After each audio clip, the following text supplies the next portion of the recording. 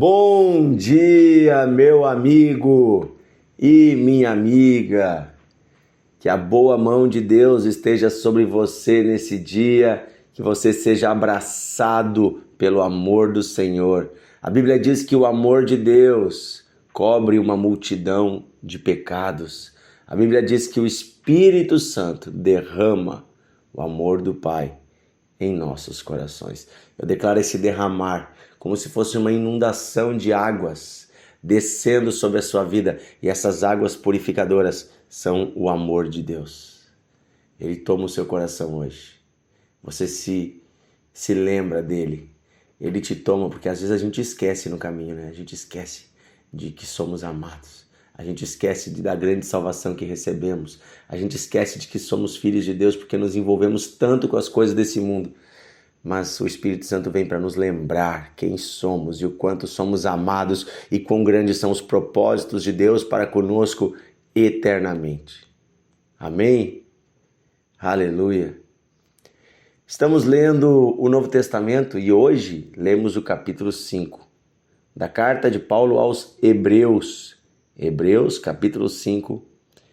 É um texto maravilhoso que nos fala sobre Jesus. Na verdade, todo o livro de Hebreus fala sobre Jesus, né? E mostra como Jesus cumpre as profecias do Antigo Testamento, mas também como ele é superior a todas as coisas que Deus havia estabelecido no Antigo Testamento. Na verdade, no Antigo Testamento, tudo que foi criado apontava para Jesus, e Jesus cumpriu todas essas coisas e assumiu o lugar do antigo culto. Porque se você estudar a Bíblia no Antigo Testamento, você vai ver que Deus havia estabelecido uma ordem religiosa, um culto que acontecia em Jerusalém, um templo que Deus havia ordenado. Nesse templo tinham utensílios e havia uma equipe de sacerdotes, inclusive um sacerdote maior que os outros, né, que geralmente era o mais velho, era eleito todo ano, era o sumo sacerdote.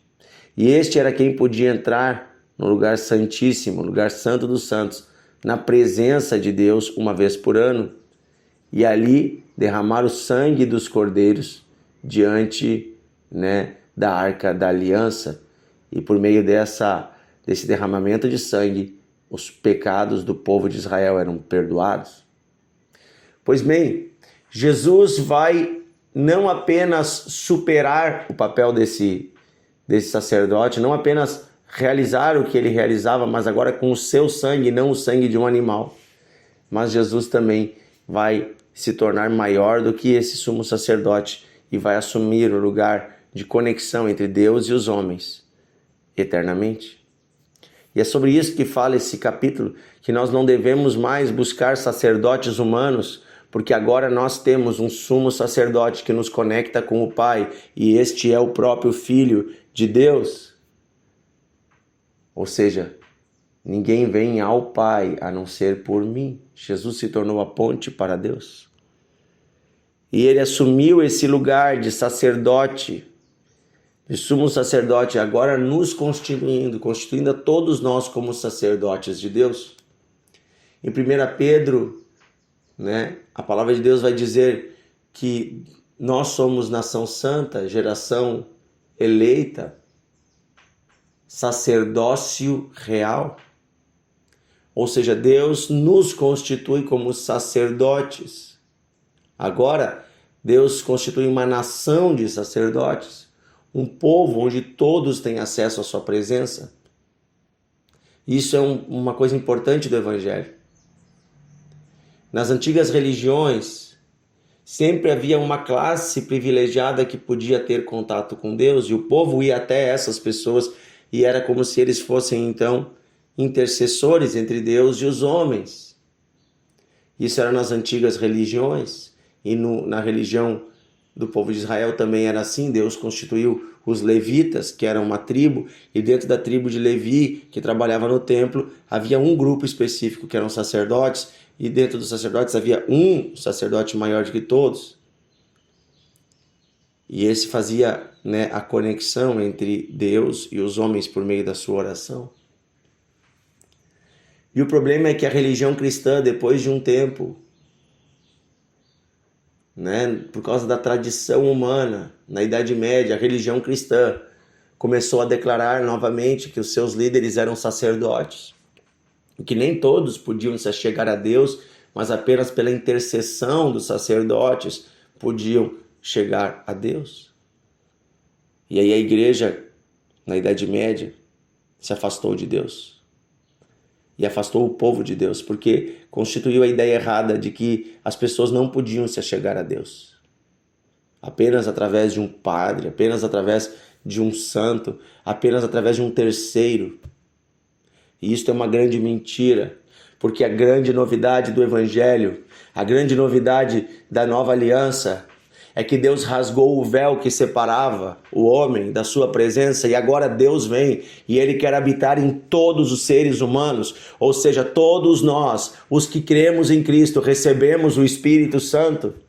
Pedro fica, atônito, o apóstolo Pedro, quando vê que o mesmo Espírito Santo que ele e os apóstolos, os discípulos receberam, em Atos 2, quando ele vai na casa de Cornélio, que nem judeu era um grego, e ele ora, era um romano, e ele ora, todos naquela casa são batizados no Espírito Santo, todos recebem o Espírito Santo, ou seja, já não há mais distinção. Deus vem habitar em todos, porque Deus ama a todos, agora não há mais sacerdotes, no caso todos nós nos tornamos sacerdotes, todos nós nos tornamos aqueles que se conectam com o sagrado, representantes de Deus, imagem de Deus. Foi isso que Jesus fez, derrubou a muralha da separação. Em Hebreus capítulo 5, versículo 7, vai falar de que forma Jesus fez isso. E de que forma ele nos conduz. E tem uma palavra-chave aqui que eu quero ler, e você vai entender o que torna você também um sacerdote de Deus. O que pode tornar você lugar da habitação de Deus. E é muito forte esta palavra. Diz assim: Ele, Jesus, nos dias da sua carne, tendo oferecido com grande clamor e lágrimas, orações e súplicas, a quem o podia livrar da morte, e tendo sido ouvido por causa da sua piedade, embora sendo filho, aprendeu a obediência pelas coisas que sofreu. E tendo sido aperfeiçoado, tornou-se o autor da salvação eterna para todos que lhe obedecem. Tendo sido nomeado por Deus sumo sacerdote, segundo a ordem de Melquisedeque. Aleluia! Veja, queridos, é muito forte essa palavra. Porque Jesus, na noite antes dele ir para a cruz, ele vai para o jardim do Getsemane.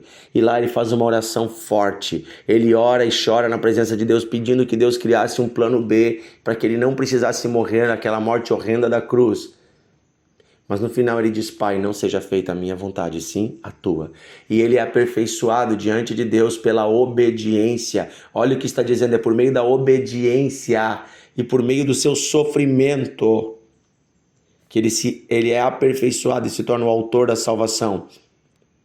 E essa salvação é concedida agora, esse caminho de Deus, a todos que lhe obedecem. Eu falei aqui esses dias, fé não é apenas acreditar que Deus existe, mas é obedecer a Deus. Porque se eu creio, não apenas que Ele existe, mas creio na sua palavra, no seu poder, na sua autoridade, eu o obedeço. Fé é considerar fiel aquele que está falando. E aquele que está falando, neste caso, é Deus, que é poderoso. E é fiel, inclusive, para lançar no inferno todo aquele que lhe desobedece. Portanto, diante de Deus, a minha fé me leva à obediência. E é por meio da obediência, inclusive passando com obediência pelos sofrimentos desta vida, é que eu me torno apto para a salvação. E eu também me torno um sacerdote de Deus. Uma nação de sacerdotes se levanta, onde Cristo é o sumo sacerdote. Ele é o maior sacerdote, segundo a ordem de Melquisedeque. Se você ler em Gênesis, você vai ver que do nada aparece um sacerdote da cidade de Salém e Abraão junto com ele, Ele abençoa Abraão e Abraão lhe dá o dízimo. E este homem na Bíblia não tem sua genealogia, não tem nada. Quer dizer que Deus levanta sacerdotes onde Ele quer. E a ordem de Melquisedeque significa um sacerdócio para além do sacerdócio levítico, ou seja, para além do sacerdócio daquela tribo de Israel, o sacerdócio que Deus elege. Melquisedeque ali representava o próprio Cristo, porque ele trouxe pão e vinho. É muito forte esse texto. Eu quero dizer para você que eu e você nos tornamos também sacerdotes de Deus. Podemos ter acesso à presença de Deus quando somos aperfeiçoados por meio da obediência. E a obediência passa por muitas vezes permanecer firme e fazer a vontade de Deus, mesmo quando isso exige sofrimento. Muitas vezes fazer a vontade de Deus exige que você passe por coisas difíceis, fazendo o que é certo. Foi o que Jesus fez na cruz. Passou pela coisa mais difícil de todas, porque ele foi obediente a Deus. Ele podia ter se livrado da cruz, mas ele foi obediente até a morte e morte de cruz. Por isso ele recebeu um nome que é mais alto que todos os nomes. Como Adão pecou, Jesus não pecou. Adão num jardim desobedeceu. Jesus num jardim obedeceu. É muito forte isso. Que a obediência seja a marca da nossa vida. E se você passar por sofrimentos, você possa superá-los com o coração obediente. Porque não há nada que você e eu passemos que possa ser comparado com o sofrimento de Cristo que ele já passou. Aleluia. Somos sacerdotes de Deus. Pai, obrigado porque o Senhor nos escolheu para entrarmos na tua presença e na verdade a tua presença entra em nós. Obrigado, Senhor, porque tu deposita em nós o penhor, ou seja, Senhor, a promessa eterna, aquilo que é, Senhor, a certeza de que a tua promessa será cumprida, que é o teu Espírito Santo. Obrigado porque já hoje o Espírito habita em nós, os que cremos. Queremos, Senhor, ter uma vida de obediência, inclusive suportando os sofrimentos, suportando, Senhor, morrer na nossa carne se for preciso, para andar contigo. Obrigado, Senhor, porque tu nos ama. Obrigado, Senhor, pela vida eterna em Cristo. E nos ajuda, Senhor, a lembrarmos todos os dias que temos acesso à tua presença, sem precisar de terceiros para isso, mas podemos nos achegar diretamente a ti, em oração, crendo. Senhor, nos dá um coração obediente. Senhor, nos ajuda a sermos como Jesus, obedientes e humildes na tua presença. É o que pedimos hoje, Pai, em nome de Jesus. Amém e amém. Querido irmão e irmã, compartilhe o devocional. Ajude mais pessoas a serem libertas de ideias erradas, para que eu, você e elas possamos juntos entrar nas portas do paraíso. Um grande abraço e até amanhã.